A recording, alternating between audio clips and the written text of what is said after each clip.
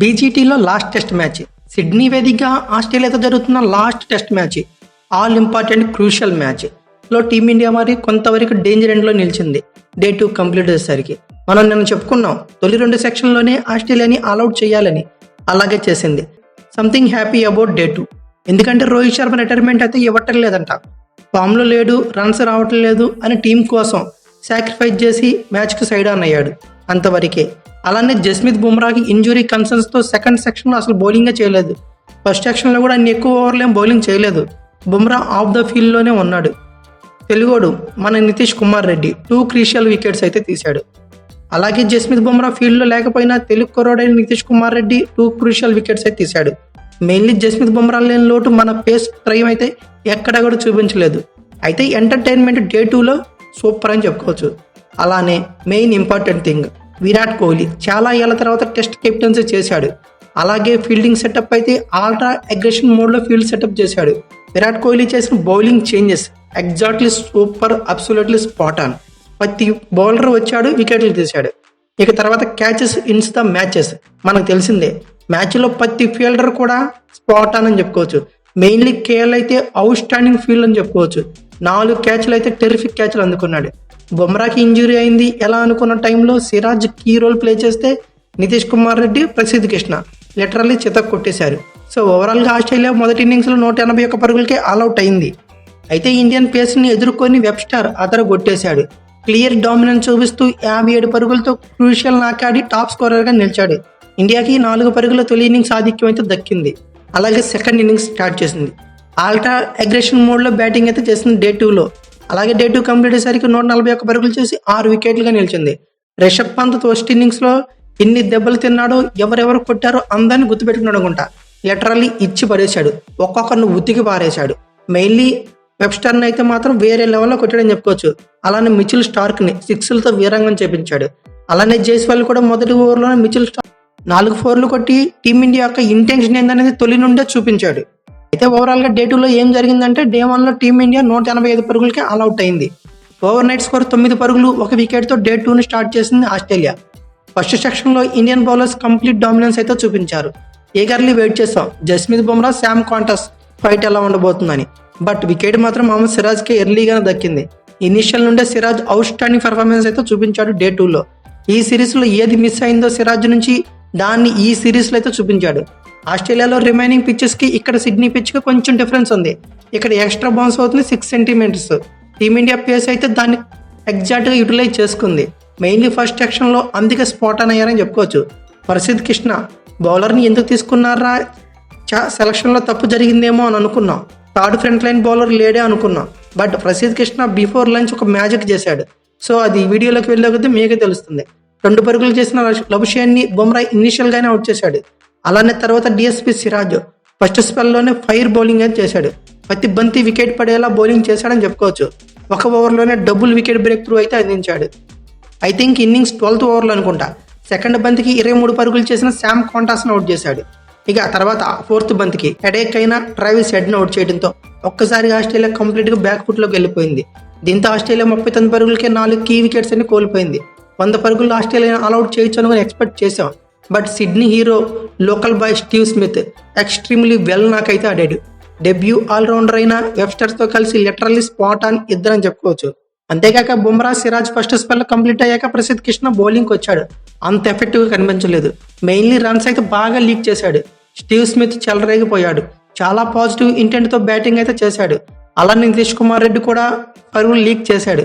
Mainly Webster కూడా ఏదో experienced బ్యాటర్లా స్మిత్కి well support ఇస్తూ బ్యాటింగ్ చేశాడు. ఇద్దరు సాలిడిటీ ఏదో చూపించారు. ఇద్దరు కొంతవరకు అటాకింగ్ బ్యాటింగ్ చేశారని చెప్పుకోవచ్చు. జస్ట్ 92 బంతుల్లోని 57 పరుగులు పార్ట్నర్షిప్ నెలకొల్పి ఈవెన్ ఆస్ట్రేలియాని డ్రైవర్ సీట్లు అయితే ఉంచారు. బట్ ఇదే టైంలో యాక్టింగ్ కెప్టెన్గా ఉన్న విరాట్ కోహ్లీ ఒక మ్యాజిక్ చేశాడు. ప్రసిద్ధ్ కృష్ణకి సెకండ్ స్పెల్లలో బాల్ అందించాడు. దీంతో ఒక్కసారిగా ప్రసిద్ధ్ కృష్ణ స్పాట్ ఆన్ అయ్యాడు. 33 పరుగులతో సూపర్గా బ్యాటింగ్ చేస్తున్న స్టీవ్ స్మిత్ని ప్రసిద్ధ్ కృష్ణ అవుట్ చేశాడు. ఇక్కడితో ఒక మైల్ రాయి అయితే స్టీవ్ స్మిత్కి మిస్ అయిందని చెప్పుకోవచ్చు. మరొక 5 పరుగులు చేస్తే 10,000 పరుగులు చేసిన మైల్ రాయిని అయితే స్టీవ్ స్మిత్ అందుకునేవాడు. బట్ 5 పరుగుల దూరంలో స్టీవ్ స్మిత్ అవుట్ అయ్యాడు. దీంతో వెబ్స్టర్తో నెలకొల్పిన 57 పరుగుల పార్ట్నర్షిప్ బ్రేక్ పడింది. అలానే లంచ్ బ్రేక్ టైం కల్లా టీమిండియా డ్రైవర్ సీట్లో నిలిచింది. But domestic best performer Webster solid నాకైతే ఆడాడు. 28 పరుగులతో క్రీజ్లో లంచ్ టయానికి నాట్అవుట్గా ఉన్నాడు. అలాగే ఓవరాల్గా ఈ సెక్షన్లో టీమిండియాదే ఆధిపత్యం అని చెప్పుకోవచ్చు. 96 రన్స్ కొట్టిన ఆస్ట్రేలియా మాత్రం 4 వికెట్లు కోల్పోయింది. ఫస్ట్ సెక్షన్ కంప్లీట్ అయ్యేసరికి 5 వికెట్లు కోల్పోతే అందులో 3 టెరిఫిక్ క్యాచెస్ అయితే కేఎల్ అందుకున్నాడు. సెక్షన్ 2 అబ్బబ్బా ఏమన్నా సెక్షనా, లిటరల్లీ ఇండియన్ పేస్ కిడ్స్ అయితే చితక్ కొట్టేశారు. కిడ్స్ అని ఎందుకన్నారంటే జస్ప్రీత్ బుమ్రా ఇంజురీ కన్సర్న్తో హాస్పిటలైజ్కి వెళ్ళాడు. At the time acting captain Virat Kohli absolutely spot on. Bowling changes అయితే వేరే లెవెల్ అని చెప్పుకోవచ్చు. చాలా అయింది ఇలాంటి కెప్టెన్సీ అగ్రెసివ్ మోడ్లో చూసి అనుకున్నా. సెక్షన్ 2కి ముందు ఆస్ట్రేలియా స్కోర్ 101 పరుగులో 5 వికెట్లు. బుమ్రా లేడు, వెబ్స్టర్ ఉతికేస్తున్నాడు. ఈ టైంలో బుమ్రా రోల్ ఎవరు తీసుకుంటారు అనే టైంకి నేనున్నా అంటూ Nitish Kumar Reddy literally spot on. For the first time ఈ సిరీస్లో చాలా ఇంప్రెసివ్ బౌలింగ్ చేశాడు. బ్యాక్ టు బ్యాక్ ఓవర్స్లో వికెట్స్ తీసి కౌంటర్ అటాక్ అయితే చేశాడు. ఈ క్రెడిట్ మాత్రం విరాట్ కోహ్లీకి ఇవ్వాలి. ఎవరు కూడా ఇంతవరకు అతన్ని బిలీవ్ చేయలేదు, లాంగ్ స్పెల్స్ అయితే ఇవ్వలేదు. ఈవెన్ రోహిత్ శర్మ కూడా జస్ప్రీత్ బుమ్రా కూడా అదే చేశారు. బట్ విరాట్ కోహ్లీ మాత్రం అలా బిహేవ్ చేయలేదు. అట్ ద టైం ఫీల్డర్స్ కూడా spot on. Catches wins the matches అని ఊరికి అనరు. ఇన్ఫాక్ట్ ఇదే ప్రూవ్ అయింది ఈ మ్యాచ్లో అని చెప్పుకోవచ్చు. 162 పరుగులకి 6 వికెట్లుగా నిలిచింది. అలెక్స్ క్యారీ రాగానే మంచి అటాకింగ్ బ్యాటింగ్ చేశాడు. ఇన్ఫాక్ట్ 21 పరుగుల దగ్గర ప్రసిద్ధ్ కృష్ణ అవుట్ చేశాడు. ఈ టైంకి వచ్చేకి 162 పరుగులు 6 వికెట్లుగా నిలిచింది. ఒక్కసారిగా నితీష్ కుమార్ రెడ్డి చెత్త కొట్టేశాడు. బ్యాక్ టు బ్యాక్ ఓవర్స్లో టీమిండియాని ఫ్రంట్ ఫుట్లోకి తీసుకొచ్చేశాడు. ప్రీవియస్ మ్యాచ్ హీరో అయిన పాట్ కమిన్స్ని ఆ వెంటనే మిచిల్ స్టార్క్ని బ్యాక్ టు బ్యాక్ ఓవర్స్లో అవుట్ చేశాడు. అయితే అదర్ ఎండ్లో ఉన్న డెబ్యూ ప్లేయర్ వెబ్స్టర్ మాత్రం చాలా పాజిటివ్ ఇంటెంట్తో కౌంటర్ అటాక్ చేశాడు. తన డెబ్యూ మ్యాచ్లోనే 50 కూడా కంప్లీట్ చేసుకున్నాడు. 105 బంతుల్లో 57 పరుగులు చేసి అవుట్ అయ్యాడు ప్రసిద్ధ్ కృష్ణ బౌలింగ్లో. అయితే లాస్ట్ వికెట్కి బోలాండ్ లియాన్ 15 పరుగులు జోడించారు. దీంతో ఆస్ట్రేలియా 181 పరుగుల దగ్గర ఆల్అవుట్ అయింది. మెయిన్లీ జస్ప్రీత్ బుమ్రా లేని లోటు నితీష్ కుమార్ రెడ్డి, ప్రసిద్ధ్ కృష్ణ, మహమ్మద్ సిరాజ్ ఎక్కడ కూడా టీమిండియాలో ఫీల్ కానీ లేదు. అయితే సిరాజ్ 3 వికెట్లు తీయగా ప్రసిద్ధ్ కృష్ణ కూడా మరో 3 వికెట్లు పడగొట్టాడు. జస్ప్రీత్ బుమ్రా, నితీష్ కుమార్ రెడ్డి తలో 2 వికెట్లు పడగొట్టారు. ఓవరాల్గా ఫస్ట్ ఇన్నింగ్స్లో టీమిండియాకి 4 పరుగులు అయితే లీడ్ లభించింది. అయితే ఇక్కడ మొదలైంది అసలైన కదా. సెక్షన్ 3 అసలు అర్థం కాలేదు, కంప్లీట్గా మైండ్ బ్లాక్. టీమిండియా కంప్లీట్గా డిఫరెంట్ అప్రోచ్తో బ్యాటింగ్ వచ్చింది.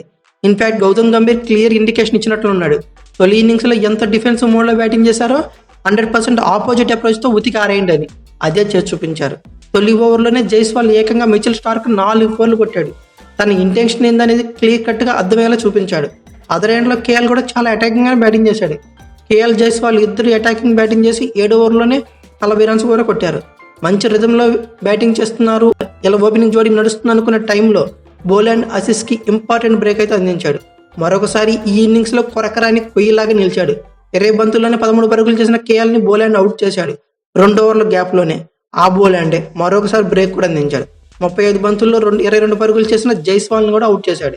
అయితే కొద్ది వ్యవధిలోనే విరాట్ కోహ్లీ మరోసారి తన habitual out side off stump బంతి మీద దొరికిపోయాడు. ఇదే కూడా బోలాండ్కే దక్కింది. 41 పరుగులు 0 వికెట్గా ఉన్న టీమిండియా 5 ఓవర్ల గ్యాప్లోనే 59 పరుగులకి వెళ్ళి 3 వికెట్లు కోల్పోయింది. అంటే ఫ్రాక్షన్ ఆఫ్ 18 రన్స్లో టీమిండియా 3 వికెట్లు లాస్ అయింది. 3 వికెట్లు కూడా బోలాండ్కే దక్కాయి.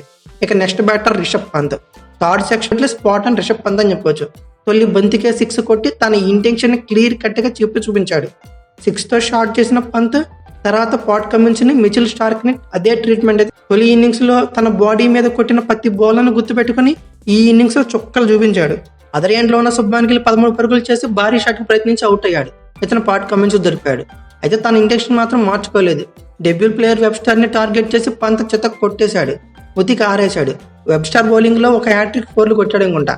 ఆ నెక్స్ట్ ఓవర్లో 6, 4 కొట్టి క్లియర్ డామినెన్స్ అయితే చూపించాడు. లిటరల్లీ ఇతని బాధలు చూసి 200 స్ట్రైక్ రేట్ మీద కొట్టాడు. దీని దెబ్బకు కమిన్స్ భయపడిపోయి మొత్తం ఫీల్డింగ్ అంటే స్ప్రెడ్ చేసేసాడు. అయితే ఇదే ఫ్లోలో కేవలం 28 బంతుల్లోనే రిషబ్ పంత్ 50 కంప్లీట్ చేసుకున్నాడు. ఇన్ఫాక్ట్ టెస్టుల్లో టీమిండియా సైడ్ నుంచి హైయెస్ట్ 50 తక్కువ బంతుల్లోనే కొట్టాడని చెప్పుకోవచ్చు. తన రికార్డ్ అంతకుముందు 29-30 బంతుల్లో ఉందనుకుంటా. దాన్ని ఇతనే బీట్ చేశాడు. అయితే ఓవరాల్గా రిషబ్ పంత్ 33 బంతుల్లో 6 4లు 4 6లతో 185 స్ట్రైక్ రేట్ మీద 61 పరుగులు చేసి కమిన్స్ బౌలింగ్లో వెనుదిరిగాడు.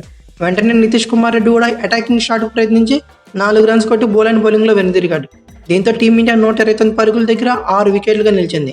తర్వాత జడేజా మరియు వాషింగ్టన్ సుందర్లు మరో వికెట్ పడకుండా డే 2 అయితే కంప్లీట్ చేశారు.